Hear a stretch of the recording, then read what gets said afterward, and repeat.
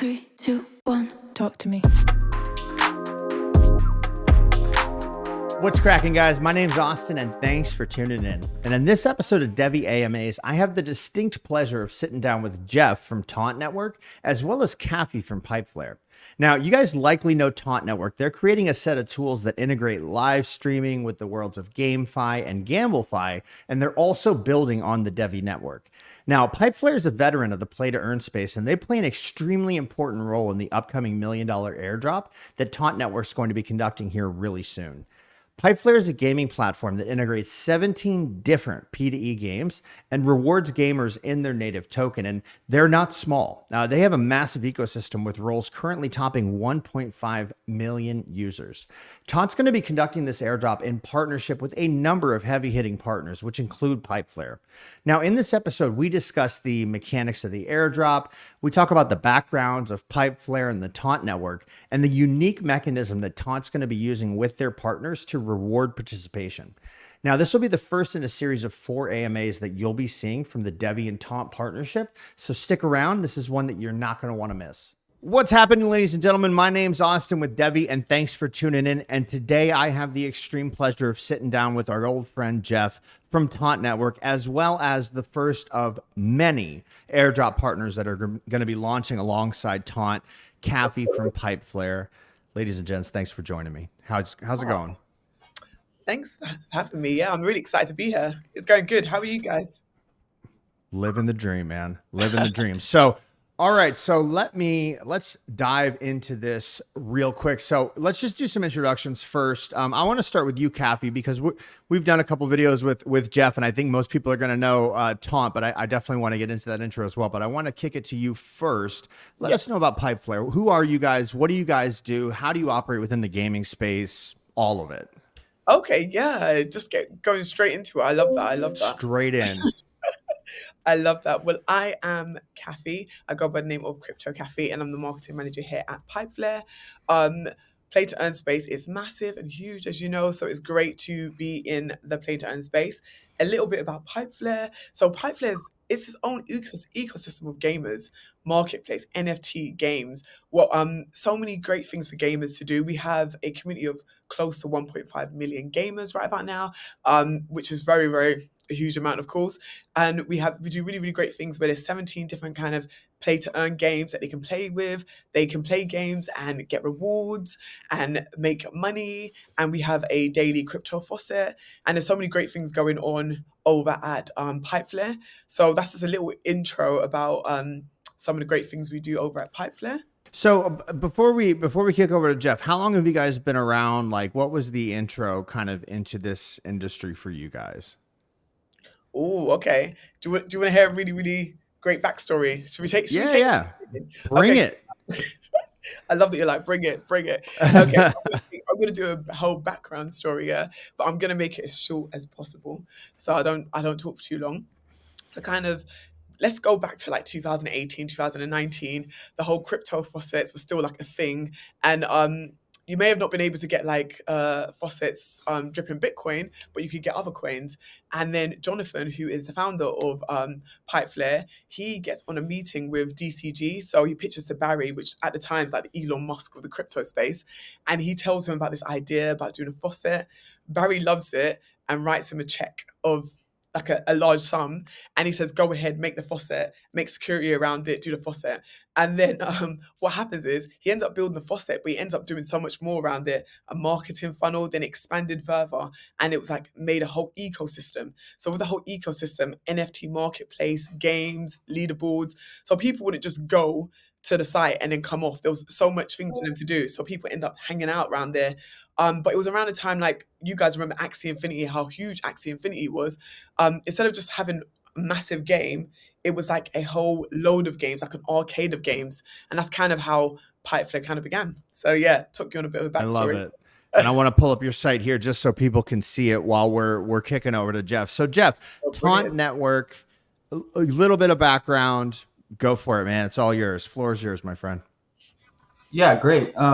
Thanks, Austin, for having us on again. And we're super excited to kind of have Crypto Cafe here, like you kind of said, an announcement of one of our first partners for our $1 million airdrop program. We're rolling out over the next few months.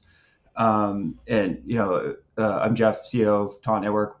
We're producing and creating tools and games that integrate interactive live streaming for GameFi and GambleFi, and partnering with DevvE blockchain to execute that, and great partners like Pipeflare to get that message out into the world. Wonderful, wonderful. And I do want to pick on you just a little bit more there, Jeff, in regards to that airdrop that you mentioned. So I know when you say those words, the people that are watching are going to want more information on that. And I think the way that you guys are doing it is very, very unique from an industry perspective. Could you just give us a little bit more details on how Pipeflare fits into that, what that actually looks like for community members and how they can get involved? Absolutely. So, kind of going into kind of our airdrop program, we kicked around a lot of ideas. And so, as some of your viewers know, hopefully most of your or listeners know at this point, that we have a bunch of different products in the pipeline. One being the Taunt Live platform, but two being our game Battle World as well.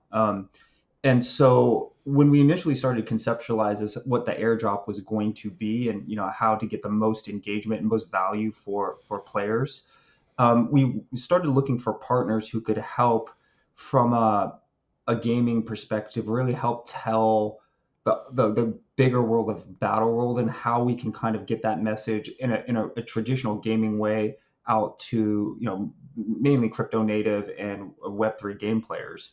And so some of my background, I've worked on the largest casual games in the world for EA specifically. And a lot of that, when you start to think about the hurdles around getting adoption for Web3, it always starts with user acquisition first, of course. I think everybody knows that from a development perspective. But then two, even like this idea around, crypto native players, they're super busy, they have kind of a different psychological mindset, etc. What's the easiest way to get them involved into our ecosystem without making a huge investment or learning curve in a brand new game? And we initially kind of outlined casual games as a way to kind of do that. What's easy for somebody to sit down and start playing within 1 minute or 2 minutes without knowing a ton about the game, and kind of making and kind of combine that with with some airdrop mechanics and things like that are unique for crypto native players. And so as we were starting to look for players, there's also this idea where we wanted to connect the narrative of the gameplay with the greater Battle World ecosystem. And that's when kind of Pipeflare kind of popped up, and it works really, really well. So kind of Pipeflare's role and the partnership we're developing with them specifically is to give us 6 casual games that all have a narrative within the confines of Battle World. And how those games kind of play into Battle World and the overall airdrop campaign is, it's a huge component of it, probably one of the biggest components of it. But in essence, you can play any one of these 6 games that we're going to roll out on a kind of a weekly, bi-weekly basis. But you can earn points and tokens and things like that by playing in those games. We'll have competitive leaderboards. But like I said, the really cool thing is each of these games actually tie in to the Battle World universe, and it'll give you kind of bits and pieces of how to be successful and give you kind of narrative backstories and things like that for Battle World within the confines of these games. So it's almost like getting killing 2 or 3 birds with one stone. It's giving us really unique gameplay that's super fun and easy to play. It's giving us backstories and developing this world of Battle World for players who might not be familiar with it. And then thirdly, it'll give you kind of nuggets to be successful in Battle World in the future. So we're trying to tie all of that within the confines of this airdrop and make it really fun and cool for players. So am I right to kind of assume that with the airdrop, there's going to be a huge participation factor? It sounded like earning points was involved in there. I know a lot of people are familiar with like Galaxy or Zeely quests or various things where, go complete these various things and you can earn. Is that kind of the theme behind the airdrop campaign? Very similar, yeah. So there's components of that at a very basic kind of baseline level. But like I said, with as much content we have between the actual Battle World game and Pipeflare games that they're helping us develop, there's going to be endless amount of gameplay within this, 4 to 6, 8 week period that players can not only just do the normal, questing type deals of follow us on Twitter and do it. All of that will be available. But if you want to go deeper and earn more and have fun, we'll have 6 games plus Battle World to play on a daily basis to earn significant rewards. Excellent, excellent. And Kathy, I want to kick this question over to you. So you guys offer, from what I could tell, 17 different play to earn games. Now, are these games that you guys developed in-house, or are these third-party games that have licensed to you? How does, like, are you guys actually the game developers themselves? Some of them, some of them are in-house, and some of them have been from someone else, and then we've developed them or taken them over. But yeah, we have 17 different games. They're not all developed by us, but yeah, that's what we currently have on the site. Excellent, excellent. And so the Taunt Pipeflare relationship, obviously it's playing a big role in the Airdrop campaign, but it sounds to me like there's going to be some ongoing relationship here. Am I accurate in assuming that? Yeah, I think so. Yeah, I would say so. I think our main priority now is really to, put products out there that'll make the airdrop successful, be super fun for players and Pipeflare's user base in our community. But in general, I think on the Taunt Network side, this is a really good use case of potentially how games can play into our greater vision around streaming and things like that. We're putting together some really unique marketing and content plans right now, depending on which one of our 6 offshoot games from Battle World becomes successful. Think about speedrunner type competitions with major streamers and things like that through some of these games and stuff like that, where we can actually make really cool content that uses our technology and the Taunt Live network to kind of to help facilitate. But in general, I do believe from our side, casual games, mobile games, easy accessibility is a much better play for Web3 type blockchain games right now as it stands today than a traditional AAA title for user acquisition purposes. I think it's going to be more fruitful for everybody in the ecosystem if we can have a game that hits from that perspective, because the curve to get into the game is much easier than like a AAA title. Another reason why Pipeflare and the Pipeflare team and Taunt really hit it off at the beginning is they're building most of their games in WebGL, right? Which you don't need hardware, you don't need a console, you don't need a store, you don't need anything to kind of start playing. And again, from our perspective, being in this space for a couple years, eliminating as many hurdles as possible to get players playing as fast as possible is a huge win right now. And so that was one of our requirements. We hit it off the team really quickly, and they see the same vision as that, is like, how can we develop games and how can we have programs that don't make you go to a store, spend 20 minutes downloading something or spending money up front to get something. You have to have really high end, hardware requirements to do it. We just want players to come in and start playing and earning and having fun. Yeah, make it nice and easy for them. And players nowadays, they want to have fun. They want to get rewards. They don't want to stress about so many little different details. There's a lot of people that are just casual players, and the gaming space gets bigger and bigger with casual players. So that's exactly what Jeff says. Definitely really important. Well, that's actually a really good segue kind of into my next question. So, Kathy, what types of like games and users do you guys really focus on? Like, where is your kind of niche in the industry that you guys excel at? Well, I'd say because we've got such a great audience of gamers, we kind of focus on the casual gamer. I know with casual gamers, including myself, I'm kind of a casual gamer myself. Sometimes I just like to jump on for 10 minutes, play, have a bit of fun. So with the transition of many players coming to Web3, we just kind of want focus on casual players. The audience are getting bigger and bigger, but it is mainly the casual players that will just jump on and want to make rewards. They want to have extra bonuses. They want to win NFTs, things like that. Want to have fun, play a tournament. Those are kind of the gamers that we focus on. Yeah. Now, forgive me for going in this direction, but I have to, because before we started talking, we were chatting about Axie. You had made a reference to Yeah. Axie, and so I remember Axie had like this massive kind of East Asian economy Yeah. going on where it was just insane right Very out lucrative. there. So, and you guys have 1.5 million players. That's a pretty substantial user base, I would say. Yeah, Like, yeah. like who would you say would be like your main attraction out there? If you had to just take a stab at it. What kind of worldwide? I would say we have a lot of people.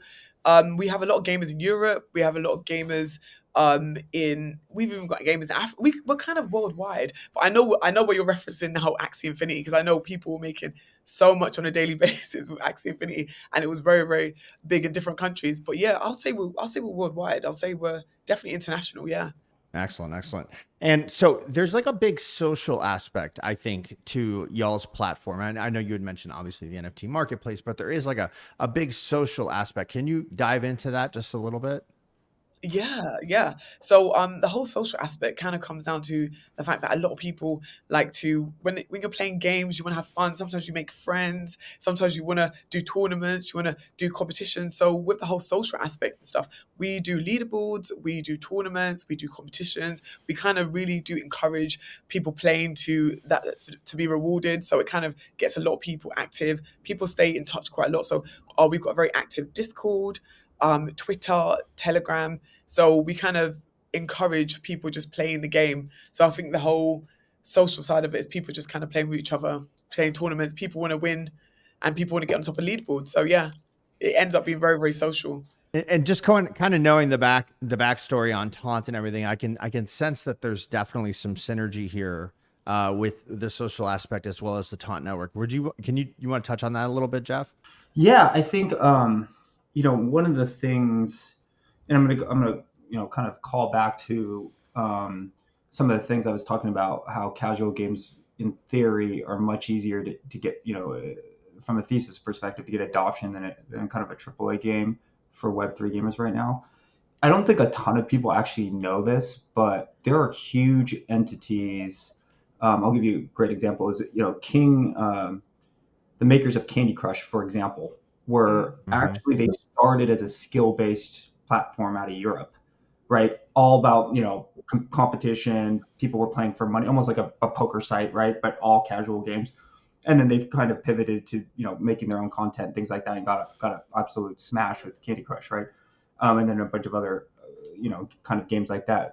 There's a company out there, $1 billion market cap, Skills, out of the US, which is, a platform, but it turns, lots of, casual type games into games that can give you earning potential and things like that. So there is significant entities out there that have been developed around this, versions of play to earn, versions of competition, versions of skill-based platforms and things like that.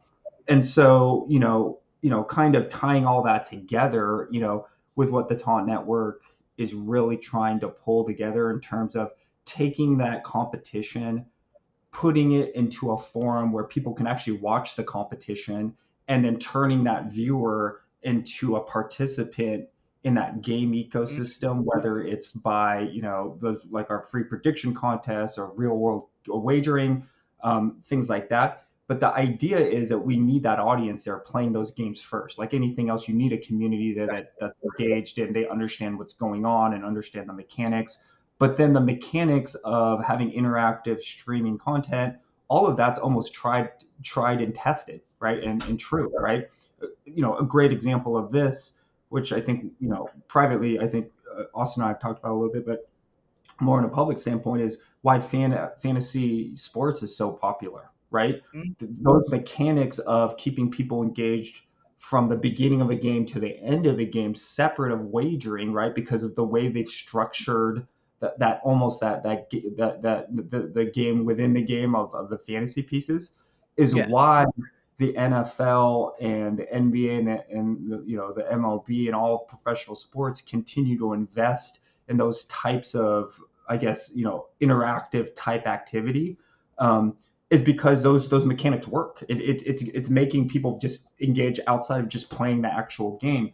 And so if we can start to take, and what we're trying to do with Taunt Network and hopefully Pipeflare, take some of this content, that people are really engaged with, whether that's casual game or our game or any game really, and then putting that in that public form and making it interactive and, through streaming and, some of the tools we're building, then it's a win for the whole ecosystem. And that's how we're trying to wrap all of this together, is how can we get more out of game developers' content, and how can we monetize it and for the developers, and then how can we make it more engaging for players in the community. One thing you mentioned that I think is really powerful, and I'm hoping we could dive a little bit more into it, is, up until this point, you've got, let's say, a streamer who's playing a game on, Twitch or whatever platform have you.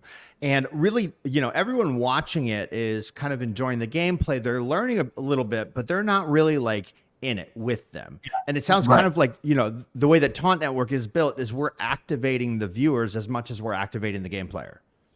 Yes, exactly. And the viewer base in theory is always going to be much bigger than the actual gameplay base, right? Or the addressable market will always be bigger than that, right? Because again, if the gameplay is engaging and things like that, and the streamer's engaging and it's an entertainment vehicle, then it's like a TV show, right? And the cool thing about what we're trying to do at Taunt with the integration directly in the game is the TV show can be done live while the gameplay is happening, right? Which I think is the really unique piece that we haven't talked a ton about, but maybe we referenced it a little bit about Austin, in a previous podcast around like almost like a version of the Hunger Games. But that's really where the rubber meets the road, is where if a game developer can easily make and alter what's happening in the game live for a live streamer, for example, and social mechanics, and get the whole viewing audience involved in all of that at one time, then you have this addressable market on the streaming side and live entertainment that's almost like a live TV show, which is a much bigger audience than somebody actually playing a game themselves, because it's easier to do. It's easier to get in. The hurdle to get into it is much lower. And so, when we started the Taunt Network and a lot of these tools, which was really out of user acquisition purposes for Web3 and trying to figure out that difficulty, that kind of thesis then becomes to the forefront. It becomes very, very exciting from not only being able to acquire new users, but more for the products that you can kind of create from that, right? And so, that is, I think is an exciting thing from what we're trying to do. And, our hope, again, with, this is not only make a really cool airdrop, campaign with Pipeflare, but to really showcase potentially what we could do with, 6 brand new games with using our tools from a streaming perspective. Kathy, now, interesting question. So as you were talking, Jeff, and Kathy, same question to you, right? So you guys have probably heard of BAT, right? The browser basic attention token, where essentially it was kind of like a Chromium browser where people would go on and, they'd look at an advertisement or whatever, and they'd get tokens as a result. But it sounds like, just from the way that you're describing this, Jeff, and of course I'm playing the, community member here that has these questions, but it sounds to me like you guys are creating a mechanism where you are going to get people's attention just inherently based upon not just the gameplay, but the overall mechanics of Taunt Network. Like for instance, for me, if I put on a YouTube video, it might just be rolling in my ear. I might have no clue what's flashing up on that screen because my eyes are not on it. But if I'm there to bet on how many times somebody's going to drop an F word in the middle of their stream, then we might be talking about something completely different. And I'm wondering, now you probably don't, being that you're a newer company, but I mean, do you guys have any type of projections or stats? I mean, because that just sounds to me like a massive added benefit to all of this. Yeah, absolutely. I will say that just in gaming, I think we tout this a bunch, right? There's 30 billion hours of gaming content that goes unmonetized right now. Ooh, crazy. Like that. So when you start to think about, if we could gamify all of that content right there, and make it, engaging and be able to even take monetization, think about the possibilities of that, right? And so again, I think, we've talked briefly about this before, where, generally speaking, and knowing this because I come from, the game development world, is that when game developers are making a game, they're game developers, of course, so they're only focusing just on making a really successful game first. And then the streaming portions, and in some instances the wagering portions of this, get tacked on afterwards. But what we're Yeah. trying to do is start to get people to think about the opportunity, and developers to think about the opportunities. If you're building those, specifically the low-hanging fruit, those two items up front in your game design right now, you could unlock some significant content creation from content creators, and some significant monetization opportunities for yourself if you're able to think of features and items that you can do relatively easily within the confines of your game design up front. And that's really what we're trying to attack for game developers, and then by byproduct of that for content creators and things like that. But that is a huge amount of content that's just shot out in the world for fun, and nobody's benefiting from it really, right? So, Kathy, real quick question for you on this one. So, obviously, with the mechanics of Taunt Network, my assumption is this could play a big role in some synergy with Pipeflare, just from an awareness point of view, is actually what I was driving at. So, what's the type of synergy with the mechanics of Taunt Network and Pipeflare? Like, how can Pipeflare benefit from this? I think, do you know what? The partnership is a really, really great partnership, and I think we will both benefit from each other. I think with Taunt Network, they got so much great things to offer, and what they're doing, as well as just being a great game, but what they're doing with their airdrop, they're straight away, getting the attention of their audience. They're not just creating a game and having nothing to go by. Sometimes, sometimes they create a game and then people don't know the next step. They're thinking ahead. So with the airdrop, a lot of people are really excited. They've got people's attention. We've got the whole big audience, a whole load of gamers, close to 1.5 million gamers. So they are working on keeping the retention there. And when we have the gamers that are gonna go play, they're gonna play the games, they're gonna get the airdrops, they're gonna win rewards. Both audiences of Taunt Network and Pipeflare Network are going to be connecting in some way or another anyway. So we're both benefiting from each other in the sense that they're going to be playing the 6 different games. They're going to be coming to the site. They're going to be winning rewards. They're going to be looking at NFTs. Then they're going to have airdrops. So they're staying in touch to see what they can do with the airdrops. So it's going to be a partnership which is going to go hand in hand, to be honest. Wonderful. And Jeff, question for you. And I know we've touched on this, but let's, just make the assumption this is the only video that somebody has seen thus far on Taunt Network. And you guys have a real unique way. I know you touched on this a little bit, but you have a really unique way of helping indie game developers who might be building their one shot at greatness kind of de-risk a little bit when it comes to all the work that they're putting towards their development. Can you dive into a little bit on why Taunt Network would be a little bit more appealing to not just streamers, but also game developers? Yeah, I think for me, again, us being also having an in-house studio and a game development studio in-house, especially on the Web3 side, I look at it like the games business as a standalone business is already really hard and expensive. I think everybody knows that, right? Not only do you have to build a game that's engaging and fun and all of that stuff, but you have to get an audience to it, which is super, super costly. I look at the content that a game actually potentially could spit out. And when I say content, I mean just people playing the game, as almost an unlimited faucet of content that would be created on a 24/7 basis. You don't have to do anything else as a game developer. That content, in theory, if you could record every person playing your game in the world at the same time in perpetuity, let's just say you had no storage requirements, you had no storage limitations, you could just record everything, you would have an unlimited pipeline of content.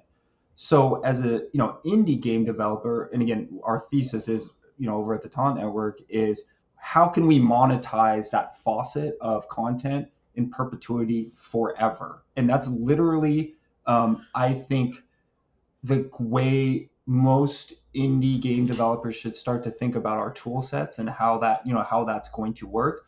Would that be, again, our low-hanging fruit examples are free-to-play prediction contests on a streamer playing on YouTube, right? Could you get engagement through prizing and things like that, in-game items, and or rewarding people for watching for something that everybody's already kind of doing, playing your game? That would be one step. Another step, a low-hanging fruit we would focus on, is if we could take all of this gameplay, put it out to every single casino in the world, right, at this point, and people could bet and you could take a rev share on it, would, for doing, again, nothing more than, just making your game out and then, and using our tool sets. Those kinds of streams is very, very beneficial to indie monetization streams. They're very, beneficial to indie game developers because there is no extra work, right? It's just you do what you're good at, which is making cool games. We'll kind of take care of the rest, your distribution streams, your tool, your live streaming tool sets, etc. And you'll get these really cool alternative monetization streams out of your back pocket that, again, isn't dependent on markets. It isn't depending on your marketing spend, which I think is an important thing. It isn't dependent on how much money you raised. You have this content, faucet that's there, and you're monetizing it in real time. And again, depending on how popular you are, there's also advertising streams that that are there that in theory should be much more lucrative than getting a dollar CPM on YouTube or less, or something like that. And so, you start to think about all of that together, and again, we're going through this right now, as we do have, like I said, our own in-house studio, but we're building it from a developer first perspective. So we know what's valuable. We know what's going to, what's going to help, people monetize and really kind of navigate like a really, really tough business right now. But whether it's Web3, Web2, or casual AAA or mobile, it's all very difficult right now. Amazing. So question for you, could you guys, and this could be for either one of you guys, could you describe some of the uses that you think this partnership is going to enable? And I know we touched on that briefly, but take it away. Like, I just kind of want to give people a holistic view of like really what this is all about. Yeah. So I can start first, crypto, Kathy, and you can go next. But in general, from my perspective, within the confines of the partnership right now, I think the short-term advantages of this is we're going to have a lot of content through the airdrop and the mini games for Battle World. And like I said, just being able to extend the storylines within Battle World.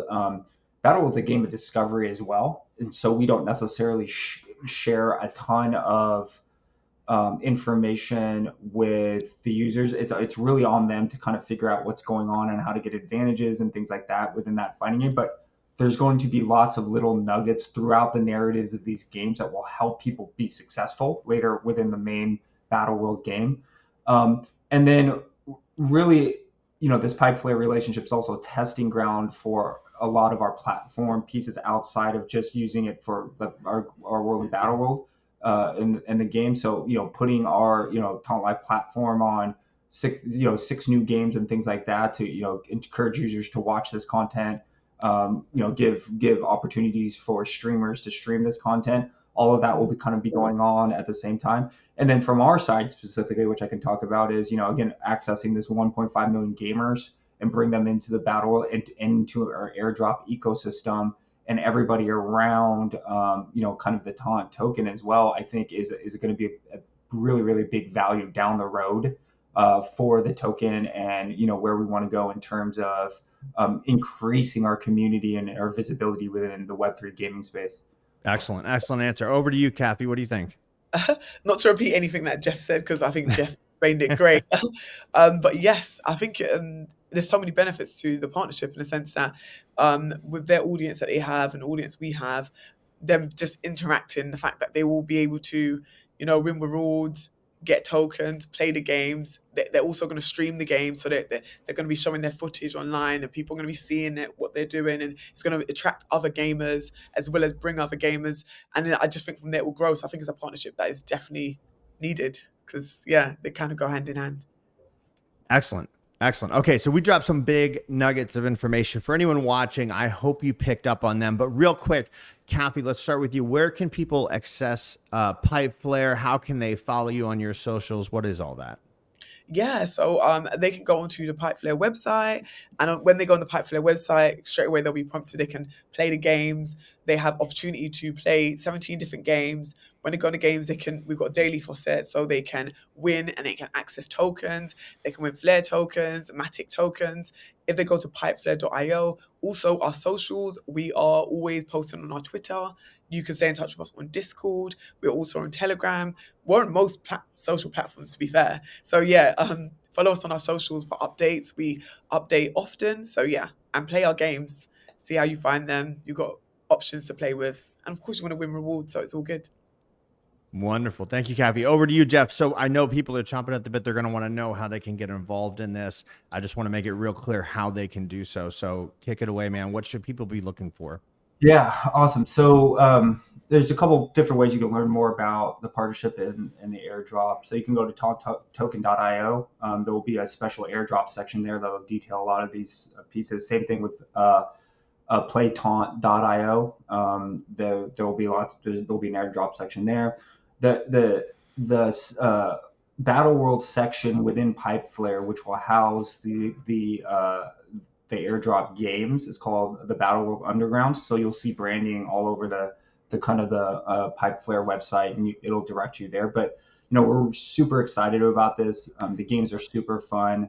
We'll have some other nuggets we're dropping, shortly, real soon, around partners and things like that. I think, when you see the level of partners and IP we're actually also bringing into these games over the next, couple months, I think everybody's going to be like, wow, when you kind of see, the vision of it and, how we're integrating these great games that Pipeflare are developing and have developed with licensed IP, major players within the Web3 and the crypto space that are coming in. And then, how that all integrates with the airdrop mechanics, and how we're really focusing on engagement for people to, not only, again, have a good time, but really help our community grow, because we do believe we have some of the best products in the world in Web3, and we're going, to a really great place.